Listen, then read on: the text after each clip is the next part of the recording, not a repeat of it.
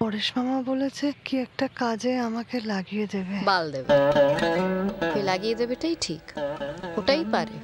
আমাকেও বলেছিল, তারপর হাতে 10 কিলো চাল তেল নুন ধরাবে। শালা যদি শুতেই হয় তাহলে তোর সাথে কেন বে? তারপরে পরেশ ভাই দিয়ে শেতলা পূজার আগে আমায় ফোন করে বলে, মাইরু ডোনেশন দিবি? সব শালা টাকার বস। টাকা যে লাগে জানি রে মিলি, কাজের মানুষটা যখন বিছানায় পড়ে থাকে তখন টাকার চিন্তা রোদের তেজের মতো সমুদ্রের ঢেউয়ের মতো আছড়ে পড়ে। সারাক্ষণ তো একটাই ভাবনা। দেখো, আমি তো 2-3 মাস পর পর একবার বাড়িতে আসি, এলাম এসে তোমাকে 1000 খানেক টাকা দিয়ে দিলাম, তাতে ঝামেলা মিটবে। বড় জোর হপ্তাখানেক ডালের সাথে ডিম ভাজা জুটবে।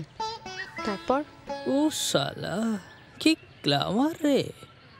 গ্রামের গর্ব মিলি সরকার। আরে মালতীর মেয়েটার সাথে সেদিনকে দেখা হলো, আরে বেশ দেখতে হয়েছে, হেপি দেখতে হয়েছে। আচ্ছা শোনো, তুমি তো নিজে বেশ হাট্টা গোট্টা গো, তুমি নিজে কাজ করছো না কেন? আমি আমি কি লেখাপড়া জানি নাকি? সে আমি বা কোথায় জানি লেখাপড়া? ওই তো বাস no yes no thank you.